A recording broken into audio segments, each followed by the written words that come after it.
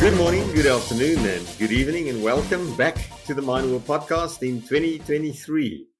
Can you believe it? This is our first podcast for the new year. I think it's a new year that promises a lot, and lots of things maybe remained undone last year, but we're looking forward to lots of new conversations, lots of new guests, and lots of new topics also to investigate and to talk about. So the Mind World Podcast, for those of you who don't know, maybe this is the first time that you grace us with your presence. It is the podcast where we talk about all things new and innovative in the natural resources industries, with a specific focus on mining and digitization, of course. My name is MP and I am your host. So as we get started, allow me a quick shout out, as always, to MineRP, who is the sponsor of the Mine World Podcast. We're a mining software company that specializes in enterprise interoperability. And that basically means that we make everyone on the mine work together better. MineRP is part of the Epiroc Digital Solutions portfolio, where we help mines to accelerate the journey towards digitally enabled excellence in mine planning, scheduling, and operational execution, and a whole lot more. I guess you'll hear that story grow over the next year as well. Today, we've got an interesting guest for you, as always, a man whom I met recently. When was it? Beginning of November 2022 at the IMAR conference in Sydney in Australia. My guest is Cameron Stevens, and Cameron is a health and safety professional with a passion for step-changing health and safety performance with emerging technologies, and is considered Australia's leading safety technologist and safety futurist. Well, a safety futurist. Welcome to the Mind World Podcast, Cameron. Thanks, MP, and what a privilege to be the first guest of 2023. Yeah, no, it's just our pleasure. It's great to have you on. And when we met in Sydney last year, I can't believe it's only 2-3 months ago. It feels it feels like a lot has happened since. I enjoyed the discussion that we had, because I felt like there was a bit of a meeting of minds around the combination of, or the intersection between technology and safety. Because that's also kind of my background. I also started in safety solutions and health and safety, occupational health and safety in mines. And of course, technologically speaking, or I should say background speaking, I'm a technologist. But let's talk about you. You have a deep background in safety solutions as well as in technology. So tell us a little bit about Cameron Stevens and who you are and how you got to be where you are right now. Thanks, MP. Yeah, so a bit of an interesting background, and I'll try and go through the key points that are relevant to the conversation. But I was a high-level springboard and platform diver, a gymnast, and Wow. I was in the circus. So I did a lot of high-risk activities as a kid, and quite high-performance activities. The reason I tell that story is because I got injured a lot and ended up, after doing some travel around the world, I found myself in physiotherapy. So I studied physical therapy as an undergraduate, and also did some archaeology bits and pieces. I really enjoy the natural world, and from there, I really blending culture together and asking a lot of curious questions as a physio and being engaged with people. Physio being one of those professions where you spend a lot of time with individuals and speaking to them. I became really curious about work, about how people got injured, either at work or in their life, and that led me to really want to understand further the complexities about work systems and the role of the human. So I studied my master's in ergonomics, human factors, so the role of human in the system, and during that time of study, I transitioned out of physical therapy into health and safety, and Right. the role of the human in the system. And I worked in the local council sector, in the insurance space, in the water utility industry, and then continually seeking more high-risk industries, I landed in the oil and gas sector and spent the next close to 10 years working as a health and safety professional in that industry. And what I found in that industry was that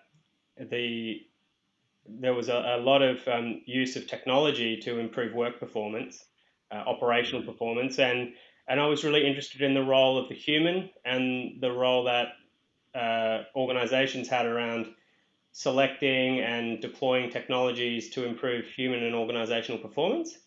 And because of this interest in technology, I realized quite early on that we can only do so much as technology can only take us so far if people are going to actually use it, and that technology needs to be very focused on the user.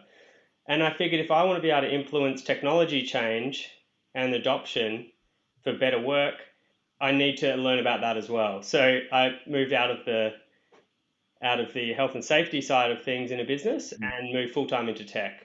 So back in 2019, I moved out of my last full-time health and safety role, which was managing high-risk operations in Papua New Guinea and Alaska for an oil company.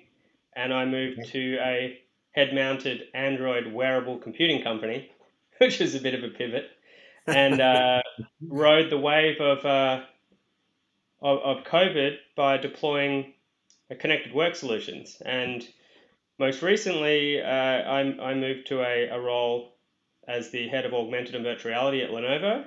And a common thread throughout my most recent career has been running coaching and consulting services to improve the digital literacy of health and safety professionals and to build teaming between technology teams and safety teams.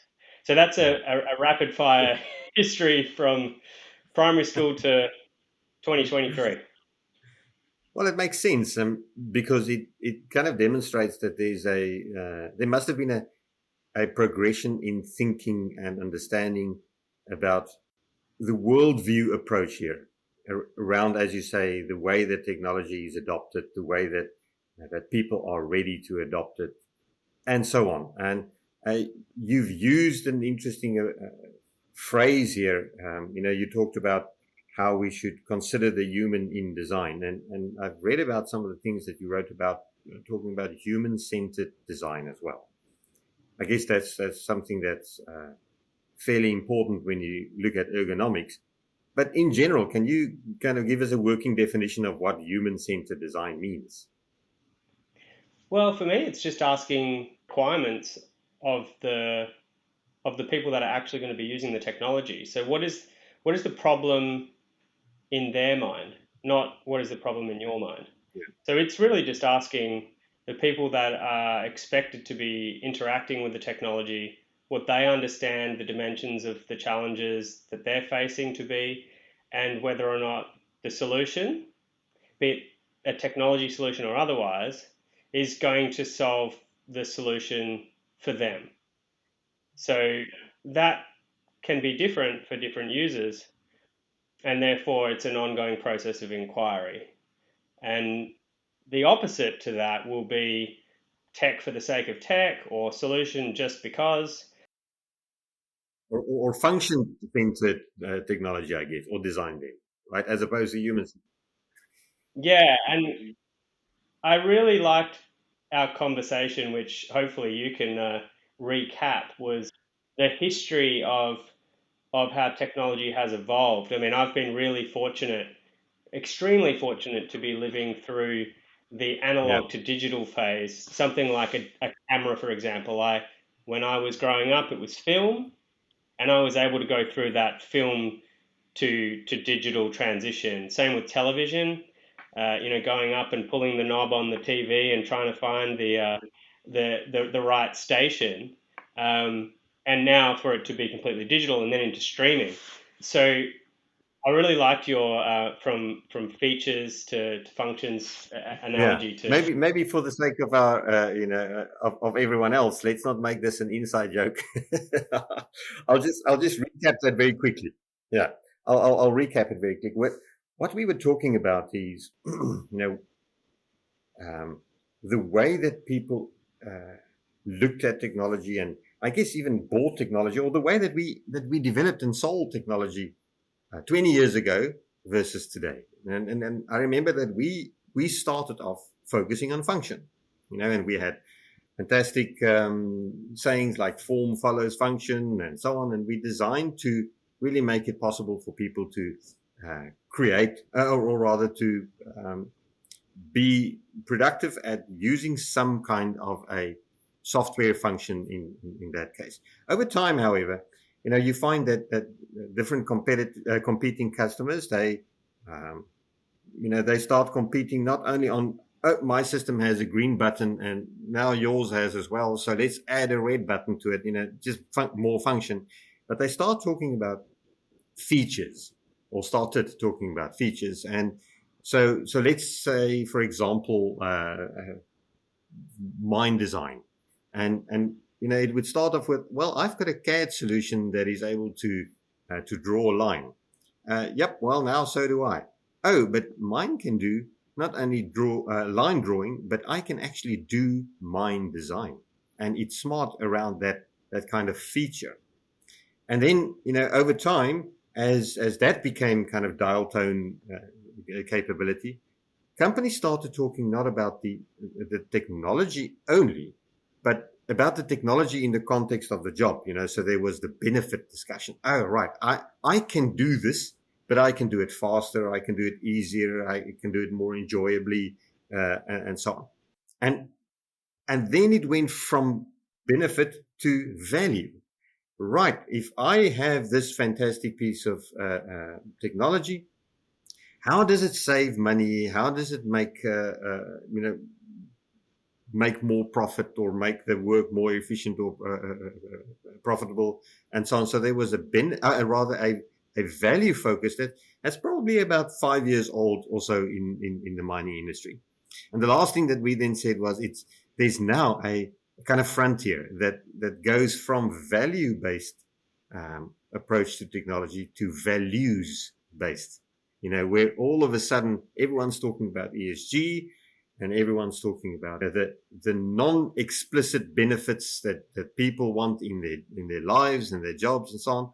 And I guess that touches on what you are doing.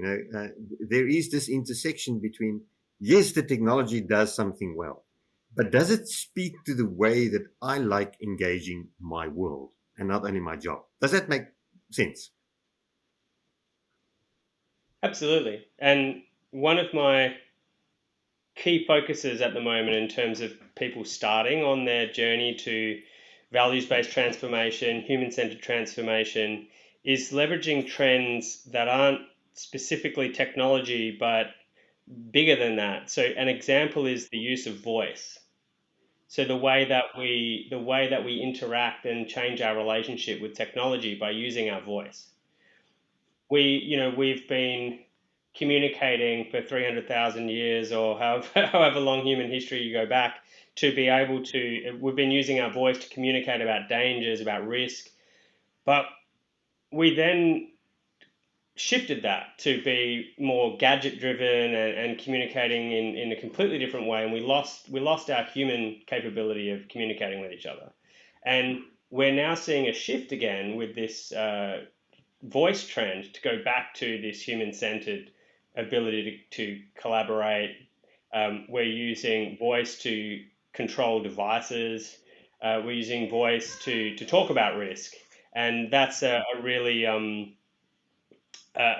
interesting example of the use of leveraging a trend rather than leveraging a technology itself. I actually made a note here before we started that I wanted to talk to you about your thoughts on the transition to voice, and because people interacted with technology through keyboards for, I don't know, what's it now, the past maybe 50 years, if that much. And all of a sudden, that is changing. We are starting to talk to our smart devices. And lo and behold, they're talking back, and they do understand us. And there's a lot of change in the way that we and I guess our children or younger people coming into the working environment who are digital natives, uh, they expect to interact with their world differently than what we do. And do you see that kind of expectation will drive where technology is going? So that if I'm used to engaging with technology in a certain way, my TV, my cell phone, my tablet, etc., at home, then companies will have to adjust the way that they allow people to interact with technology as well at work. Absolutely. I mean, this is the fundamental component of leveraging trends. My daughter, when she wants a question answered, will walk up to the smart speaker in our living room and say, "Hey Google, what's the Latin name for an antelope?"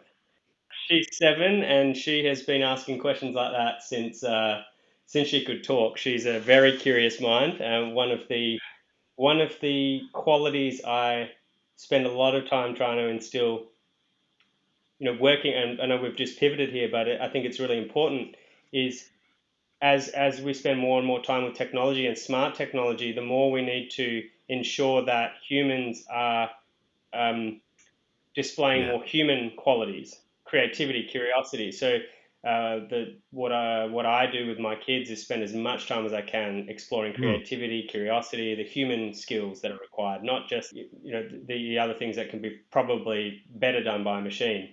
But coming back to the smart speaker analogy is that's just an expectation of what she's expecting to be able to do that. Mm. When it comes to the workplace, however, name a workplace that that has a smart speaker in the lobby, in the in the mine engineer's office to be able to interrogate the management system. What was the last data point?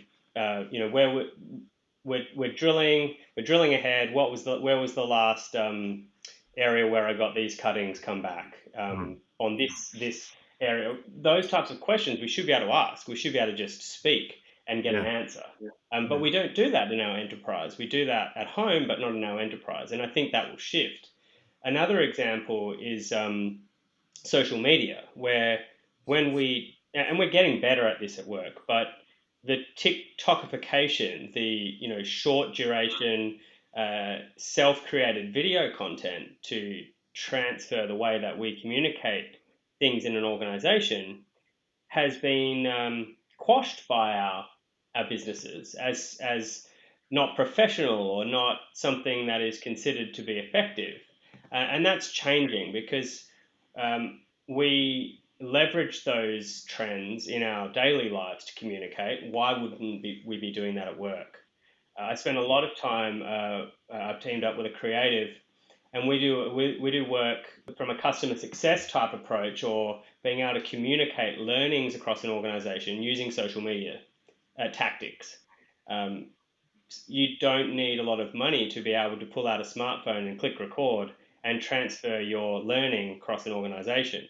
But enterprises seem to see that as something that is, like I said, unprofessional, not polished. But that's the world we live in. It's fast paced, it's on demand, and it's able to be created and highly contextualized. So they're examples of the types of things where, technology, human, and leveraging trends are certainly something I'm seeing ways to create impact and unlock value for organizations. If those are some of the trends that you're looking at, then they sound so logical. They sound obvious. So why are they not being adopted much faster than what we see around us? There's a few different angles to that. So unpacking a couple of them. When I look at technology, strategy, and vision, and my other area, as we've talked about, is health and safety, and then you have business strategy and things like mine planning strategy and engineering strategy. They're all generally done. There might be some form of common vision, but typically the strategies are very separate. I spend a lot of time focusing on trying to close the gap between digital strategy and health and safety strategy.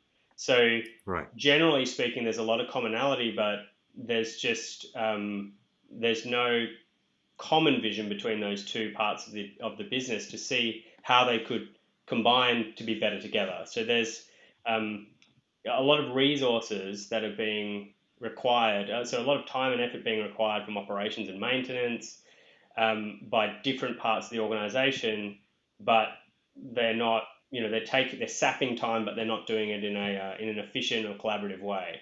So one is just the structure in the organization. The other is this sort of propensity for organizations to innovate just for the sake of innovation, not for the sake of actually driving business value or outcomes. So there's these teams that, like, I'm very cautious when I get asked to engage with an innovation team, because that to me says we're not prepared to invest in driving change. We're prepared to experiment safely in a little sandbox. And that's not always the case, but what I often find is that an organization that has an innovation center or hub are prepared to do things at pilot scale, but not at true scale, because they may not have the risk appetite. So that's another factor, is the risk appetite, the ability to truly communicate and be vulnerable, because of the fact we're in high risk industries. A lot of the things I do in high risk industries. You can't very well just bring every idea into the workplace safely. Exactly. So I understand the reasons behind innovation teams, and they do make a lot of sense. But when it comes to practice, when you look at the volume of things that have demonstrated value at the innovation phase but have never come into the business, I think that's an example. The other thing is, I don't believe we've spent enough time thinking about what the users need. We think about just, and that's the technology teams, as in the startup technologies and the established businesses creating technologies for enterprise, may not be spending enough time understanding the requirements of the users.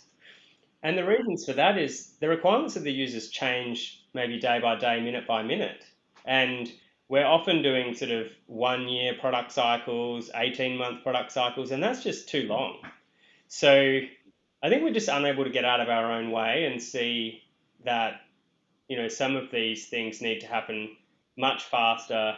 They don't need to be as polished, but they obviously need to be done within the target market that we're working in. So let's make it practical.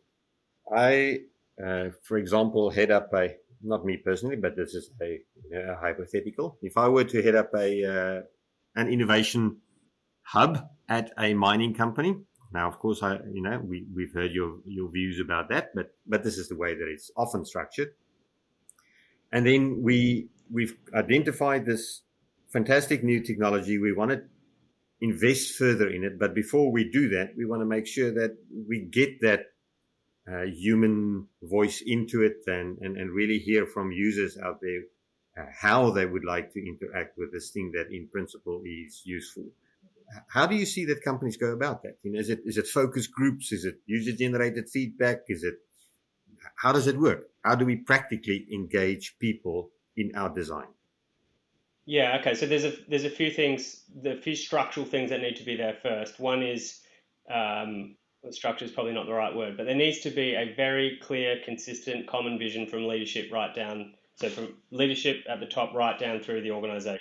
That needs to be consistent, unwavering, and any movement from that posture would be seen as lip service being paid to that vision. So there needs to then be a budget associated to the delivery. So the budget that's allocated needs to be realistic compared to the change that's required. But the tactical component is fast feedback cycles. So I need real-time feedback, or close to real-time, in a method that the worker wants to provide it back to me. So I would want to understand, what method do the workers want to provide information, and what method does the business want to communicate things to the people using. So clearly technology has an excellent excellent capability there. And another good example of using voice, if I can just, the second I have a challenge or a problem that I'm wanting to feed back around the solution that's being tested, I should be able to do that very, very simply in real time in a delightful way. And using voice, it might be, I'm just using this new piece of software. I've noted that there's a problem with the way of entering my user credentials. It comes up with this error.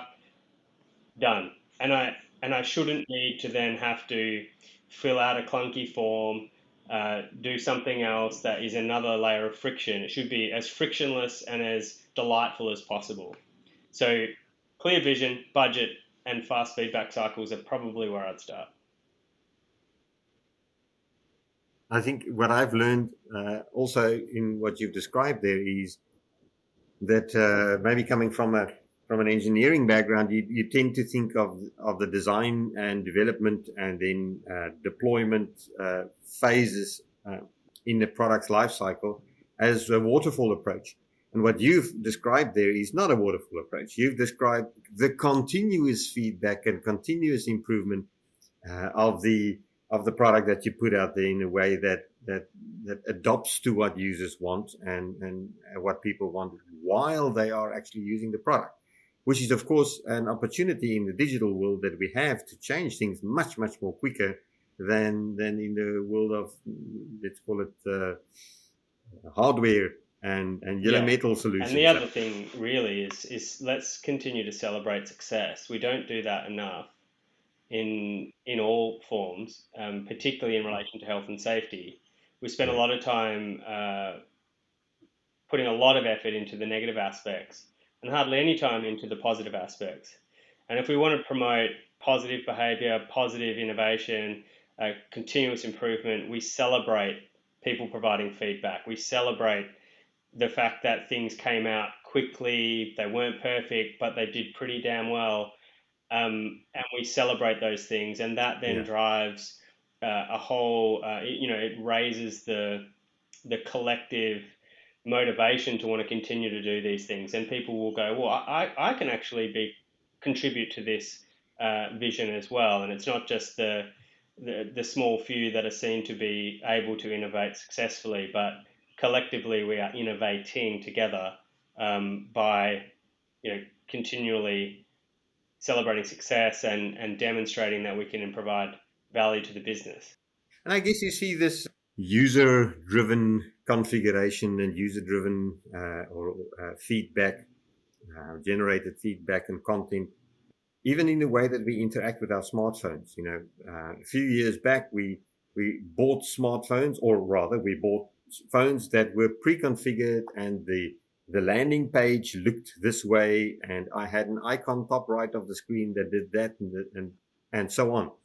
Whereas today, it seems like I interact with my smartphone the way that I wish to interact with it.